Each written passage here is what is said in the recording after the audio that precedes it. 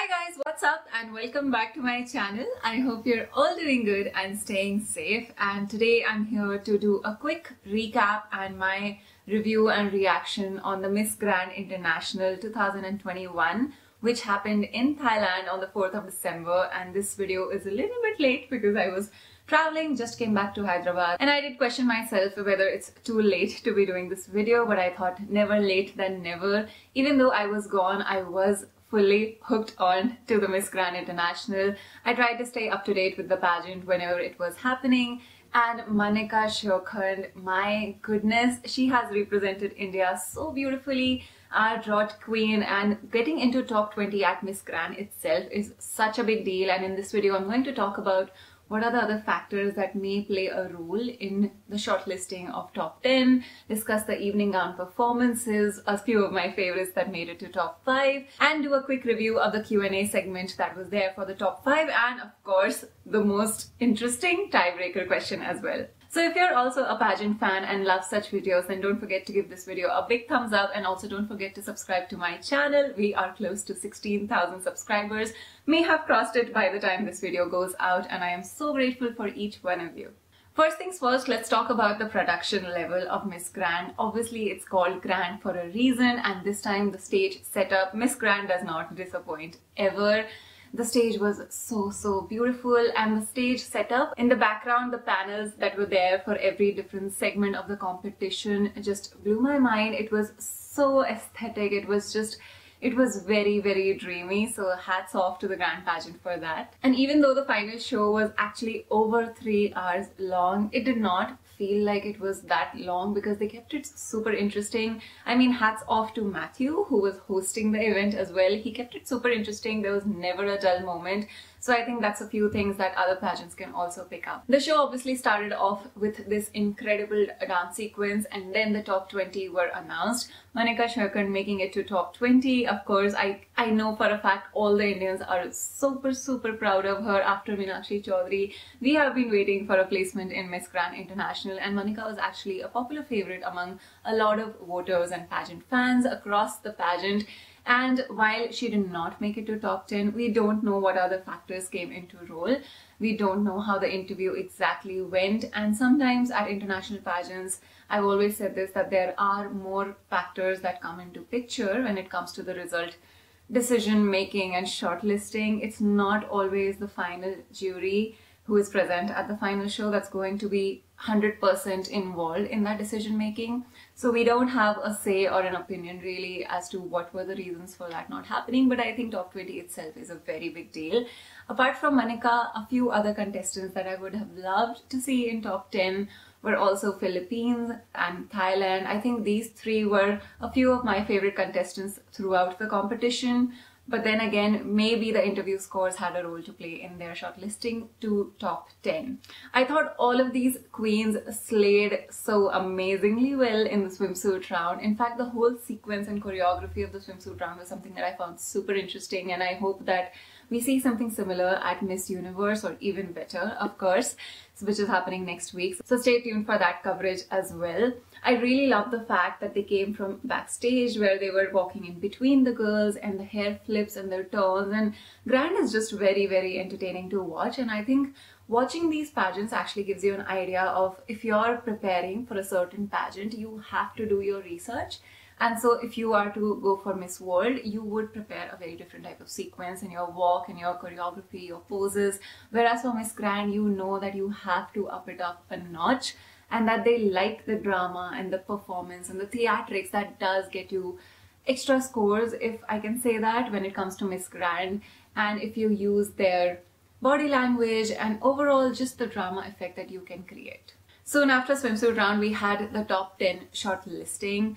I think I'm quite happy with the top 10 shortlisting. Obviously, Cambodia was a surprise in the top 10, but she did get in because she got the maximum votes, and that subtitle of Miss Popularity, if I'm not wrong, got her into the top 10, which actually shows that yes, subtitles that can get you a direct entry into the finale, the top 10, top 15, whatever number the pageant organization is selecting, does play a role. So there I feel that yes, I wish Indian fans voted much more and supported our queens, although this time the support for Harnaz The support for Manasa is incredible, but then again, when it comes to voting, I believe sometimes India does lag behind because it's not just the most pageant fan country, and I hope to see that changing in the future years. I was super happy to see Brazil in the top 10. She was one of my favorites, and I was discussing with even Bhavna, a friend of mine, you guys know her, that Brazil's look is so unique, and ever since they had that preliminary round on the boat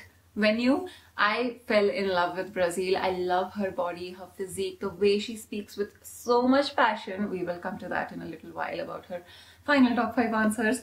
But Brazil was one of my most favorite contestants to go for top 10. And Puerto Rico, I think Puerto Rico had the purpose, had the vision, and had all the reasons to bag the title. But things can get a little tricky and unpredictable at the international platform. Nevertheless, she did make it to top 5 later on. But nevertheless, Puerto Rico did a very good job.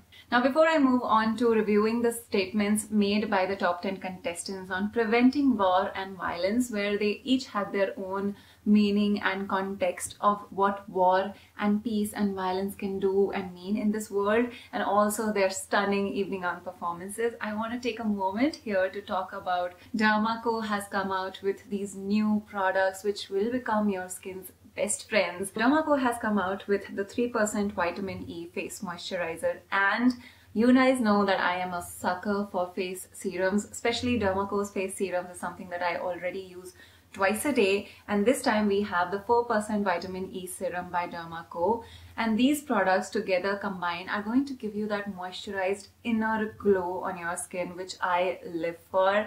This moisturizer is not just fragrance free, obviously a prerequisite that I have in all of my skincare products, and it is super light and it doesn't feel like heavy moisturizer, and yet it gives you that very supple soft skin.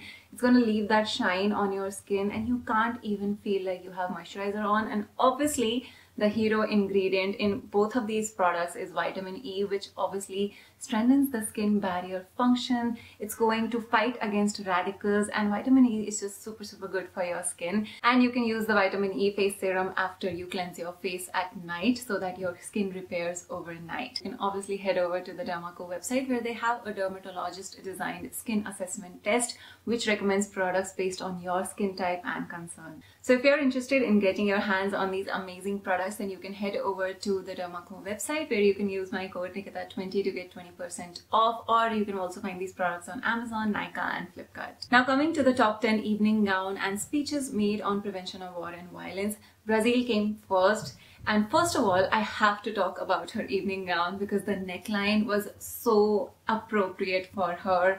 Whenever I talk about styling and the type of necklines and silhouettes that you should choose for your evening gowns, if you have broad shoulders and the type of physique and silhouette that Brazil has, I felt that that halter neck with that revealed her shoulders was such a great choice. With her hair that she keeps it short, it was perfect because you anyway don't want to put your hair down or keep it open when you have that type of neckline. The color suited her skin tone so much, and the way she speaks with passion, it continued even when she spoke about war and violence. And one statement that she made, which I really loved, is that peace is not the absence of war, rather it is the absence of fear. And then she went on to connect fear not being present and that giving us the freedom to choice, and freedom is what actually leads to peace, which I thought was a very well connected speech overall. And that combined with her amazing personality, it was a sure shot top 5. Next up was Cambodia, and while her speech was going on, I did feel that she had gotten a little bit nervous because there was long pauses in between her sentences and I couldn't really grasp as to what she was trying to get at. And so it wasn't surprising to me when she did not make it to top 5. Coming to her evening gown as well, the scallions, the feathers, it was all a little bit too much, and I thought it looked like it was a design where somebody couldn't really figure out as to what they wanted the look to be. But I wish she was more composed, and maybe that would have helped her make her speech a little better.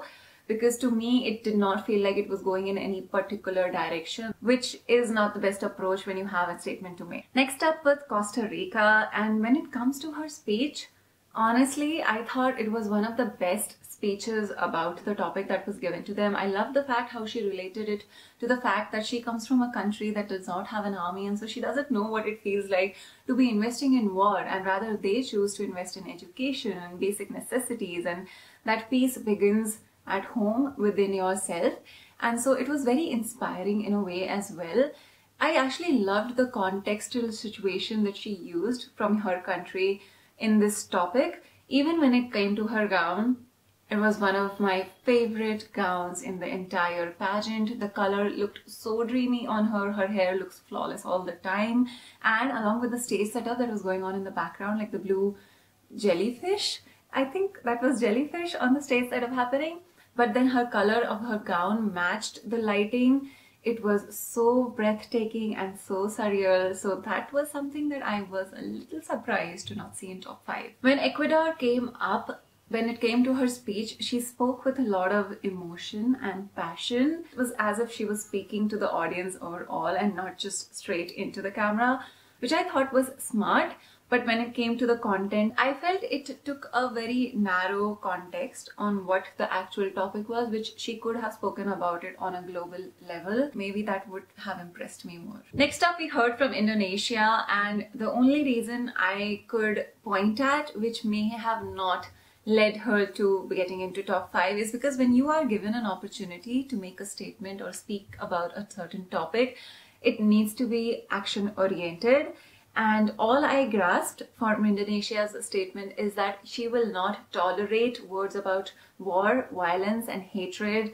But all of it was something that was pre-existing. And not tolerating something is not the same as doing something about it. Her gown again was a golden gown, and that's something that we saw in the top 10, 3 to 4 contestants wearing golden gowns, which sometimes it just makes me feel that you don't really get to stand out if the color of your gown is something very, very common, which is something Vietnam did so differently. It was one of the most unique gowns. But Indonesia could have gone with something more action-oriented. Then we had Puerto Rico come up, obviously one of the top favorites for the crown. The way she used sign language to ensure that her words and that whatever she was trying to say reached to a larger audience, which I thought was very, very sensitive and very wise on her part. In fact, she sounded as the best speaker and the most confident contestant out of all the top 10. So when it came to their evening gowns, also Puerto Rico made a lot of eye contact with the camera. She had a very good choreography, and something that I noticed that she did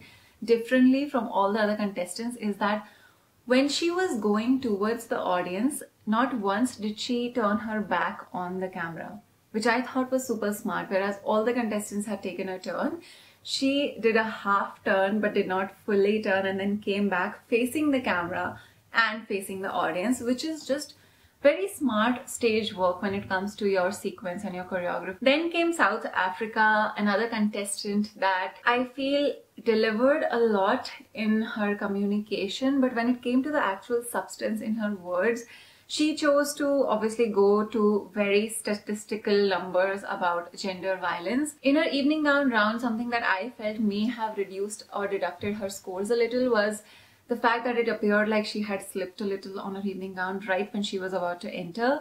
And she did handle it beautifully. It did not show, but when the camera was just on her face, she did not make eye contact with the camera, which is something that you would definitely expect from, say, a top 10 contestant at an international pageant, that you need to have that on stage and on screen presence. So you need to be very aware of where the camera is and to be able to look into it when you're given that opportunity. When it came to Venezuela's turn, she did talk about looking for solutions, which was very impressive, but then it did not go into any particular solution or talking about it in particular. Whereas when Vietnam came now, she spoke about how war is inside us and we all have good and evil inside of us. She actually connected it to her personal story as well, and it was heartwarming. It was very genuine and authentic, and I think that's what Vietnam's, USP is that everything that she says, it does feel like she's just very, very genuine, and you can feel the warmth and how friendly and inviting and approachable she is, something that obviously the grand organization is looking for in a contestant. And also, she did change her hair for the evening gown round. for the evening gown round later on, and so she shows a lot of variation in her looks as well. It just shows that she's very invested, she's very hardworking, and so with her gown also, she was the only contestant who came forward and did some theatrics with her hand, which actually looked very good, and she pulled it off. She was smiling. She has a very beautiful and cute little smile, and her expressions are just very endearing.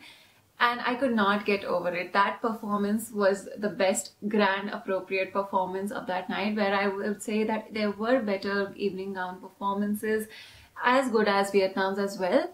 But then I could see any of those contestants going for, you know, Miss World or Miss Universe as well. And Vietnam was all grand material, if that's an appropriate thing to say, because why not? If you're in that pageant, I do feel that you should be understanding as to what the organization wants, and smart work, something I've emphasized on very much during my training sessions as well, is that do your research, do what the organization is looking for if you're expecting to bag the crown. Soon after this round, we got to the top 5 of Miss Grand International. And now when it comes to this part of the competition, even during the speech, I was thinking that if you go in the order of contestants and everybody can hear everyone's answers and speeches, it may have, you know, affected someone's thought process. And there's just so much going on in your head right now that I would not want to be listening to another contestant's answer either. And they did the same thing even when it came to the top 5 Q&A. Despite it being the same question for all of the contestants, it could have been conducted better. Now, when it came to the top 5 question, which was that if you had to speak to one person in the world about all the problems that are happening in the world right now, who would it be and why?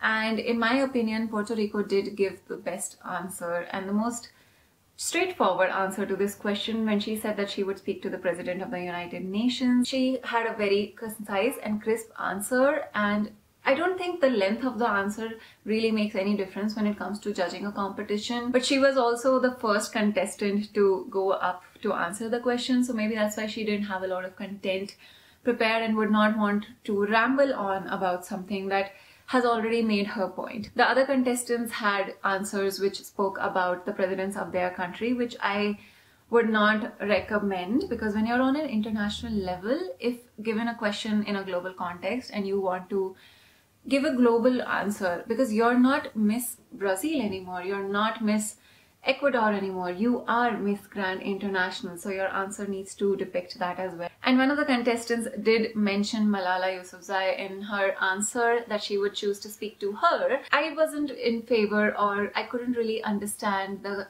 reason for that. It felt like it was just a name thrown in there to make the answer a little unique. But if you had to speak about the problems of the world, I don't think you can just pick up any public figure, because the question did cover a lot of various topics on a global level, whereas Malala's role, though very significant, I don't think she would be the right person. You could associate with her and get in touch with people who could actually make a change in the world. When it came to Vietnam, I was a little confused about her answer. With her pronunciation and communication, it wasn't very clear, but she did speak about wanting to speak to a woman who invented the COVID vaccine, I believe. And one of the lines that I really loved from her answer was that you don't need to get credit to do good. And I think that's the only part of the answer that actually stood out to me, not the actual answer and the name of the person that she selected. I feel that maybe Gran was just looking for a lot of sentimental and relatability and someone who could add a lot of personal touch and endearing answers to such questions, because that's something Vietnam managed to do even in the previous round. So instead of judging whether or not the pageant's system is fair, sometimes my approach is to just understand as to what are they looking for. And so you can always mold your answers according to that, because we can not change what has happened, but we can prepare accordingly and have better clarity of thought on what is expected when you go for a certain pageant. And Vietnam's victory is very well deserved in my opinion. She did manage a very consistent performance throughout her answers. But when it actually came to the tiebreaker question, I thought Vietnam, she took away the crown right there, because Vietnam did say that she's ready to do the work, which I thought was smart. And if I had to pick out of those two, Vietnam was a clear winner. So For a tiebreaker, I could see why Vietnam obviously had to take away the crown. And she actually, being from Vietnam, because the pageant was happening in Thailand, she actually learned Thai a month before she came to the pageant. And this is something that I really, really respect her for, that whenever you're going to a certain host country, learning their language, getting familiarized with their culture, even your arrival outfit, something Catriona Gray also did in her pageant, is that when she went to Miss Universe, her arrival day outfit was actually a tribute to the host country. And whenever you do things like that, it just shows that you're very, very smart and respectful of the country that is hosting you, the people that are supporting you, giving you the warmth, and you respect the hospitality, and you will be a good title holder because that is the hosting country and the organization.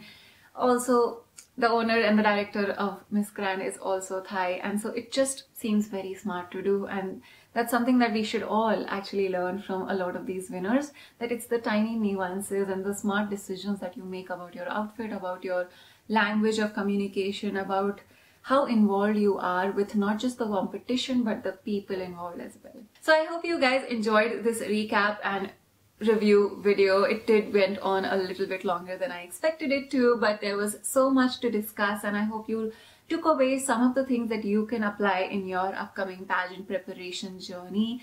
There's always something to learn from contestants and winners, and it's what you take away from a pageant that matters the most. That's all for today's video, guys, and I hope to see you very, very soon in my next video, where we will be talking much more about pageants, how you can prepare, and covering more of the international pageants that are happening around the same time. Miss Universe and Miss World is gonna happen next week. I am super, super excited. Let me know what are you excited most for in the upcoming week, and also don't forget to like and subscribe to this channel. As always, I love you guys so, so much, and I will see you very soon in my next video. Bye!